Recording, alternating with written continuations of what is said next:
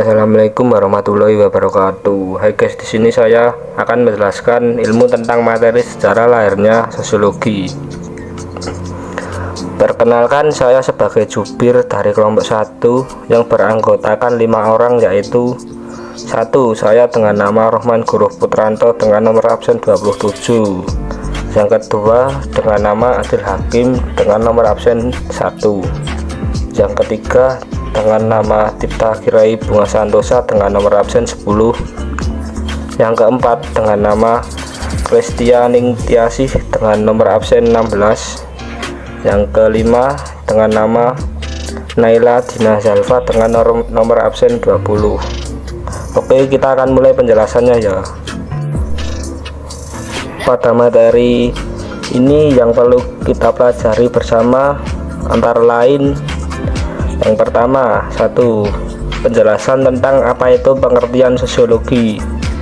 Yang kedua, sejarah lahirnya sosiologi. Yang ketiga, tokoh-tokoh yang berperan penting akan lahirnya sosiologi. Tokoh yang akan kita bahas ini ada 2, nanti dijelaskan ya. Yang keempat, revolusi dalam proses lahirnya sosiologi. Oke, kita akan jelaskan tentang apa itu pengertian sosiologi. Menurut Kamus Besar Bahasa Indonesia, sosiologi merupakan ilmu pengetahuan atau ilmu tentang sifat dan perkembangan masyarakat, ilmu tentang struktur sosial, proses sosial, dan perubahannya. Sosiologi adalah ilmu sosial yang mempelajari setiap kehidupan masyarakat. Objek kajian dari sosiologi tidak lain adalah kehidupan manusia. Kata sosiologi berasal dari bahasa Yunani yang terdiri dari kata sosius yang artinya masyarakat dan logos yang artinya ilmu. Istilah dari sosiologi pertama kali dikemukakan oleh seorang filsafat dari Prancis yang bernama Auguste Comte pada tahun 1839. Oleh karena itu, Auguste Comte dikenal sebagai bapak sosiologi dunia.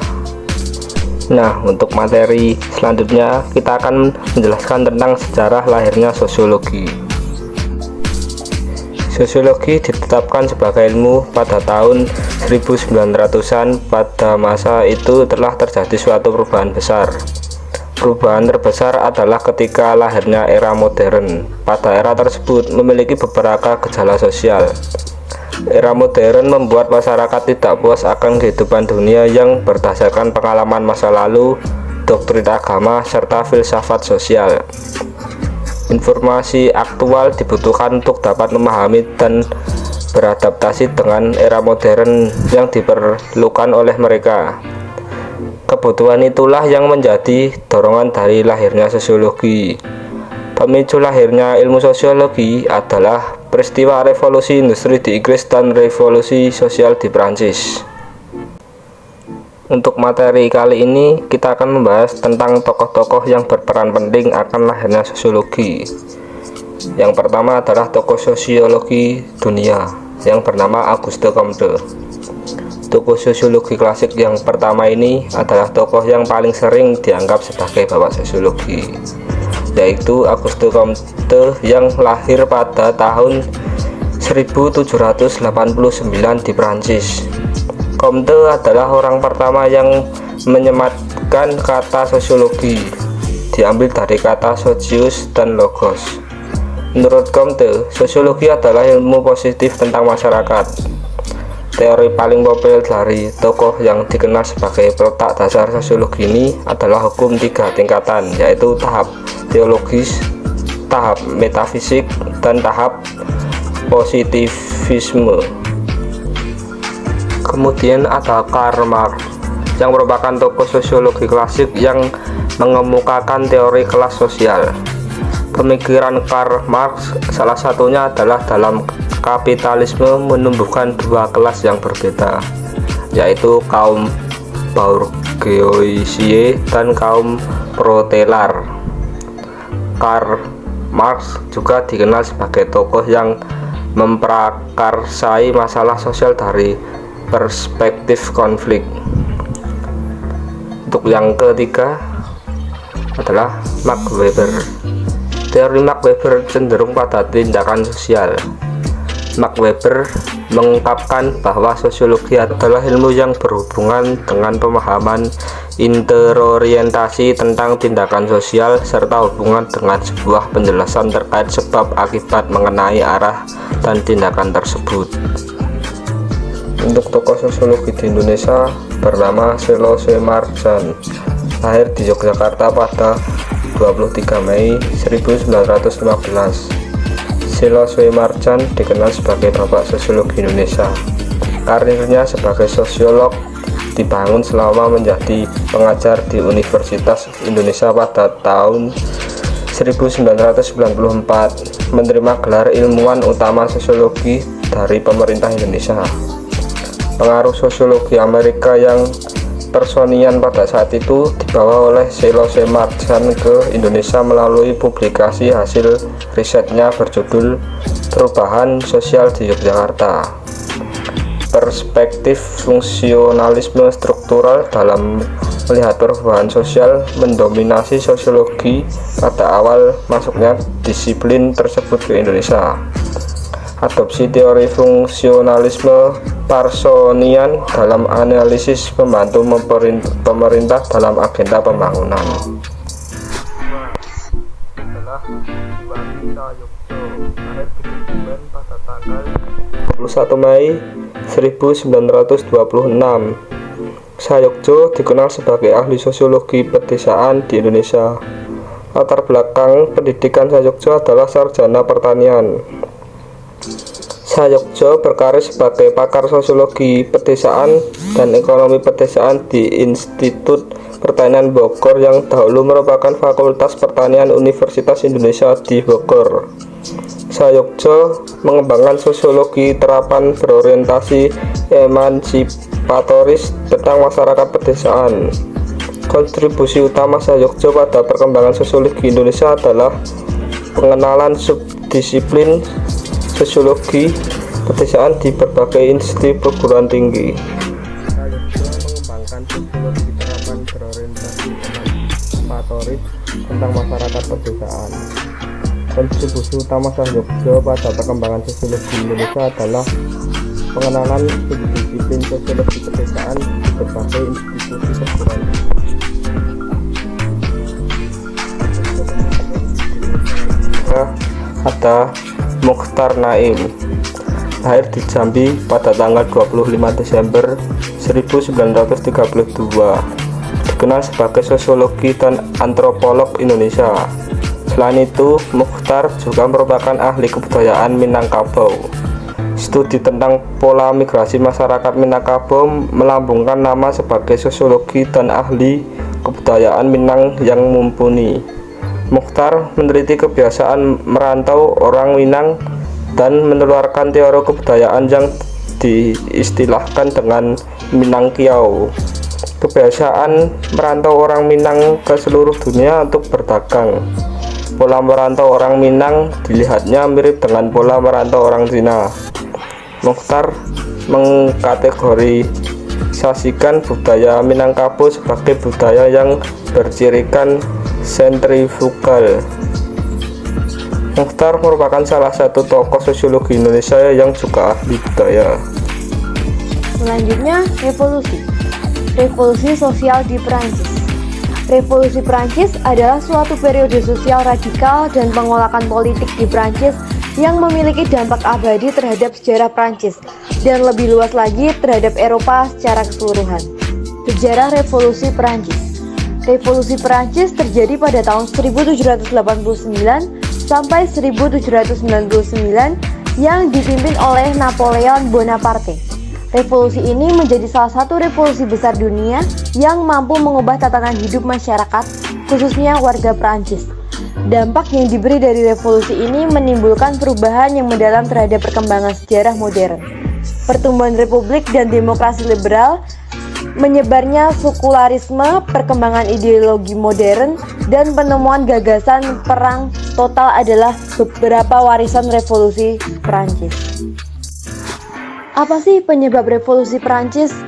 Penyebab utama terjadi revolusi Perancis yaitu adanya ketidakpuasan terhadap Ancien Regime. Ancien Regime adalah suatu sistem aristokratik di Prancis di bawah pemerintahan dinasti Valois dan Bourbon pada abad ke-14 sampai ke-18. Dari masalah tersebut kemudian berimbas dengan adanya perekonomian yang tidak sehat, panen yang buruk, kenaikan harga pangan, dan sistem transportasi yang tidak memadai, sehingga menimbulkan rasa benci dari masyarakat terhadap pemerintah. Kebencian terhadap pemerintah ini muncul seiring dengan perkembangan cita-cita pencerahan. Pencerahan adalah suatu masa di sekitar abad ke-18 di Eropa yang diketahui memiliki kepercayaan tradisional. Dampak revolusi Prancis. Pertama, di bidang politik. Setelah terjadi revolusi Prancis, sistem politik di Prancis jelas terlihat di mana kekuasaan absolut sangat dikecam oleh rakyat. Paham liberal pun juga muncul yang kemudian menyebar hingga penjuru dunia, seperti Spanyol, Jerman, Rusia, Australia, dan Italia. Kedua, pada bidang sosial. Pada bidang sosial, dampak yang terjadi yaitu stratifikasi sosial di negara Prancis telah dihapuskan, serta memberikan hak dan kewajiban yang sama terhadap seluruh rakyat. Kemudian memberikan kebebasan dalam menentukan agama, pendidikan, dan pekerjaan. 3. Bidang ekonomi. Dihapusnya sistem gilde, yaitu sistem dalam peraturan perdagangan. Dengan dihapusnya sistem gilde ini, maka perdagangan dan industri dapat dikembangkan dengan cukup baik di Prancis. Hal ini juga berpengaruh terhadap Indonesia. Pertama, paham nasionalisme. Paham nasionalisme muncul dan berkembang di daratan Eropa yang kemudian menyebar dengan cepat hingga ke Asia dan Afrika, salah satunya Indonesia. Salah satu organisasi Indonesia yang menganut paham ini adalah Budi Utomo. Kedua, paham demokrasi. Pemerintah Belanda yang saat itu berkuasa di Indonesia memutuskan kaum bumi putra harus mengikuti wajib militer untuk memperkuat keamanan. Mendengar hal itu, Budi Utomo kemudian mengirim wakilnya, yaitu Dwi Josewoyo, untuk melakukan perundingan dan negosiasi terhadap para pemimpin Belanda di Indonesia. Hasil negosiasi tersebut adalah pemerintah Belanda tidak jadi memberikan wajib militer bagi penduduk pribumi. Hal tersebut kemudian digantikan dengan pendirian Volksraad, yaitu Dewan Perwakilan Rakyat Hindia Belanda, yang diresmikan pada tanggal 16 Desember 1916. Selain itu, bukti adanya paham demokrasi di Indonesia adalah adanya tuntutan Indonesia berparlemen. Ketiga, persatuan. Revolusi Prancis dapat dikatakan berjalan dengan lancar yang disebabkan oleh adanya persatuan dari rakyat-rakyatnya. Hal tersebut secara tidak langsung memberikan inspirasi bagi Indonesia untuk menumbuhkan sikap persatuan dalam perjuangan merebut kemerdekaan. Salah satu bukti awal lahirnya persatuan di Indonesia adalah digunakannya bahasa Indonesia sebagai bahasa persatuan. Lalu, revolusi industri di Inggris. Revolusi industri adalah masa di mana pekerjaan manusia di berbagai bidang mulai digantikan oleh mesin. Revolusi industri dimulai dari Britania Raya dan kemudian menyebar ke seluruh Eropa Barat, Amerika Utara, Jepang, dan menyebar ke seluruh dunia. Istilah revolusi industri sendiri diperkenalkan oleh Friedrich Engels dan Louis Auguste Blanqui di pertengahan abad ke-19. Sejarah Revolusi Inggris. Revolusi Inggris terjadi pada periode antara tahun 1760 sampai 1850, di mana terjadinya perubahan secara besar-besaran di bidang pertanian, manufaktur, pertambangan, transportasi, dan teknologi, serta memiliki dampak yang mendalam terhadap kondisi sosial, ekonomi, dan budaya di dunia. Revolusi ini menyebabkan terjadinya perkembangan besar-besaran yang terjadi pada semua aspek kehidupan manusia. Revolusi industri dimulai pada akhir abad ke-18, di mana terjadinya peralihan dalam penggunaan tenaga kerja di Inggris yang sebelumnya menggunakan tenaga manusia dan hewan, yang kemudian digantikan oleh penggunaan mesin yang berbasis manufaktur. Faktor yang melatar belakangi. Faktor utama yang melatar belakangi terjadinya revolusi industri adalah terjadinya revolusi ilmu pengetahuan pada abad ke-16 dengan munculnya para ilmuwan seperti Francis Bacon, René Descartes, Galileo Galilei. Selain itu, faktor-faktor yang melatar belakangi adalah Pemerintah Britania Raya atau Inggris sejak abad ke-18 menjamin keamanan seluruh warganya untuk menjalankan aktivitas perekonomian tanpa rasa takut. Kegiatan usaha dan manufaktur di Inggris dan Eropa pada umumnya mulai mengalami perkembangan menuju modernisasi dari pola sebelumnya seperti sistem barter. Para pekerja misalnya mulai bekerja di tempat khusus seperti pabrik untuk memproduksi barang. Inggris memiliki kekayaan alam yang melimpah, terutama batu bara dan biji besi. Kekuatan dan kemauan orang Inggris membuat potensi ini bisa dikembangkan menjadi proses produksi. Inggris punya banyak daerah jajahan atau wilayah koloni di berbagai belahan dunia. Terjadinya revolusi agraria yang perubahannya amat dirasakan oleh masyarakat Inggris dan menjadi salah satu pemicu hadirnya revolusi industri di kemudian hari. Mulai lahirnya paham ekonomi yang bersifat liberal atau menuju perdagangan bebas di era globalisasi. Perkembangan ilmu pengetahuan dan teknologi yang cukup pesat di Inggris. Dampak revolusi Inggris. Pertama, di bidang ekonomi. Barang melimpah dan harga murah, perusahaan kecil gulung tikar, perdagangan makin berkembang, transportasi semakin lancar. Kedua, di bidang sosial. Berkembangnya urbanisasi, upah buruh rendah, munculnya golongan pengusaha dan golongan buruh, adanya kesenjangan antara majikan dan buruh, munculnya revolusi sosial. Dan yang ketiga, di bidang politik, munculnya gerakan sosialis, munculnya partai politik, munculnya imperialisme modern. Pengaruh terhadap Indonesia. Banyak pemodal investor asing masuk ke Indonesia sehingga pabrik-pabrik industri pun berdiri di tanah air. Kedua, keterampilan masyarakat Indonesia bertambah terutama dalam pengolahan mesin-mesin industri. Ketiga, dibangunnya jalur darat di berbagai pelosok Indonesia agar proses distribusi produk bisa berjalan lancar hingga sampai ke tangan konsumen. 4. Adanya penggolongan buruh berdasarkan kemampuan dan keterampilan sehingga upah mereka pun berbeda-beda. 5. Seluruh SDA, sumber daya alam Indonesia bisa dimanfaatkan sebagai bahan baku produksi. Dengan begitu, kemampuan masyarakat Indonesia untuk mengolah dan mengelola SDA-nya sendiri semakin meningkat. 6. Munculnya ketidakpuasan di kalangan buruh atas beban pekerjaan yang diberikan majikan. Ketujuh, munculnya industri gula, munculnya imperialisme modern di Indonesia.